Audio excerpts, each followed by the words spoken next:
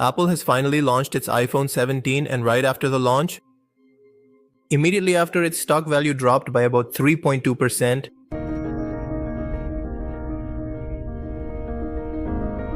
Now, on the surface, that might sound like a small number, but we're talking about a company whose total value is $3.4 trillion. That's almost equal to $3.5 trillion. So at that rate, 3.2% means Apple lost $111 billion in a single stroke. And right now, Apple as a company is facing questions. And the biggest reason for that is just one thing, and that's greed. Apple, which is at one time it was known for its innovation, technology, and premium products. But today, control is not with engineers, designers, but rather it's been taken over by business people whose only goal is to make profit. That's why we see that in the past 6 to 7 years, innovation. In the name of innovation, Apple has been releasing most important product, iPhone, with only minor changes in design and slight upgrades over and over again, keeping people hooked. Meanwhile, on the other hand, companies like Xiaomi, Samsung, and Vivo have started working on concept phone designs and further innovation. They're working on AI, but Apple doesn't want to take any risks. All it cares about is its own profit. And because of this very ego, companies considered mobile phone giants like Nokia, HTC, and BlackBerry have disappeared. And now Apple too is heading down the same path. From 2020 to 2023, it was the most valuable company in the world. But now, by 2025, it has dropped to third place after Nvidia and Microsoft. The reasons: expensive phones, no innovation, and repeated lawsuits due to dishonesty or simply greed. Only in America, Apple's market share has dropped to 56%. So just imagine if this is the state in its own home, if situation where company is based, then what must its condition be in the rest of the world? In South America, the Middle East, and in Asia, people who used to use iPhones are now switching to brands like Xiaomi, Huawei, and Google Pixel. They've started using these phones because these are the companies that are constantly working to make smartphones more advanced every day. They are making foldable phones, working on new innovative ideas, and above all, they are selling all these innovations at much lower prices than Apple. But if we talk about Apple, despite promising AI intelligence for the past 2 years, they still haven't upgraded it yet. Their AI agent, that is Siri, barely understands any complex tasks, and on top of that, it often gives incorrect information for most tasks.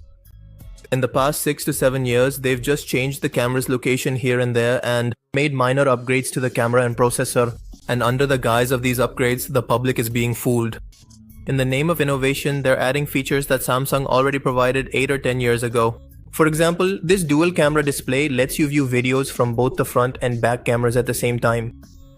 They're making the phone slimmer and selling it as if that's some kind of innovation, as if it's not a mobile phone but a movie heroine. It feels like Apple's tagline, "Think different," has now turned into "Don't think," and because of this, fed up with this, even the investors have thrown up their hands and told Apple, "Son, you can't do it." Because Apple is unable to do it, since instead of listening to people, Apple listens to investors. That there should be no risk and more return. In the name of innovation, Apple is making a $3,500 Apple VR, which nobody actually needs.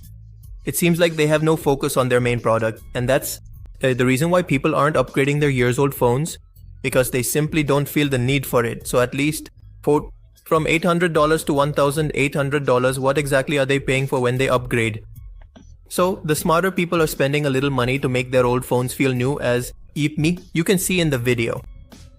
And the few remaining customers are buying the phone just as a status symbol. They don't care about hardware or software upgrades, all they care about is the color. All for the sake of this Malta color. And just the new number, that is 17. Not playing with the new series which they have to buy and show off to people. They can convince the people around them that they're wealthy even if they have to take out a loan or sell off some asset to do so. There are some old users who don't want to leave Apple because of its ecosystem. For example, someone who uses an Apple Mac, their Apple Watch, their AirPods all together. They can use them together. It's very convenient for them because their work is easier and they will never leave it so easily. So the main point is that the goal of a mobile phone company isn't just to sell its products, but also to give people a reason to upgrade. Such a reason that when people see it, people themselves say like, yes, this time there's really something new and I actually need it. Maybe many of you don't know that in the 1990s, Apple was on the verge of bankruptcy, and within just 90 days, it had to dilute itself like this and this. That was the time when Apple was making extremely boring types of computers. and they looked like some kind of hospital equipment, but later, Steve Jobs' continuous innovations, like the iPhone, iPad, AirPods, and so on, saved the company once again. The first iPhone, which was the first phone without buttons, made all the other company phones look just like calculators. This was such a huge innovation. Apple gave the world the first large-screen iPad, something the world had never seen before, but people adopted it. AirPods were also adopted. By 2011, it was a time when whatever new thing Apple created, the entire market would follow it. But then in that same year, 2011, after Steve Jobs' death, Tim, who came from the supply chain, took over. He focused on making Apple just a little bit better instead of innovating, and made profit his sole and only goal. He expanded Apple's product supply chain and made it available all over the world, but didn't focus on product quality. Apple started taking a 30% profit or even double through its apps. And beyond that, Apple started presenting ordinary things as innovation under the name of Apple Intelligence. It sold it last year. But in reality, it will only become usable by 2026. But the truth is, people have already paid for it. That is, they've paid for something they haven't even been able to use yet. Companies like Microsoft, Nvidia, and OpenAI have embraced this artificial intelligence and transformed themselves into some of the world's most valuable companies. Although none of them make phones, in contrast, Apple, despite being a technology company, is only busy making its phones thinner and changing their colors. Meanwhile, its competitors have moved far ahead. Google is making fun of this and saying that if you think nothing has changed in your phone, maybe it's time for you to change your phone.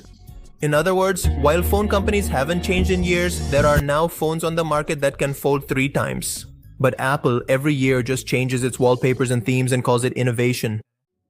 This company, out of fear of losses, has been taking a defensive approach for years, thinking that let others try new things first and we'll bring them in at the end. And while this kind of approach might work best for hardware, the case with AI is a bit different.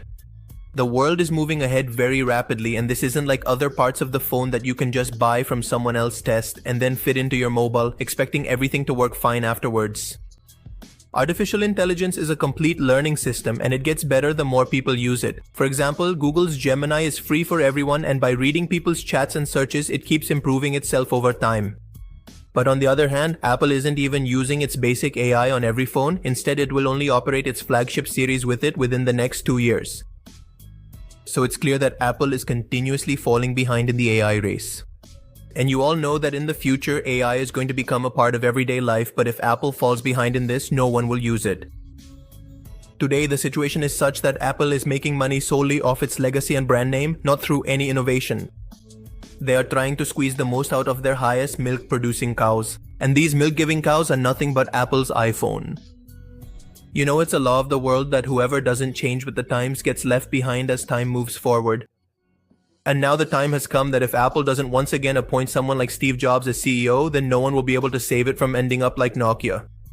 And now Apple's stock is showing that just moving the camera from here to there won't cut it anymore. What do you think about this?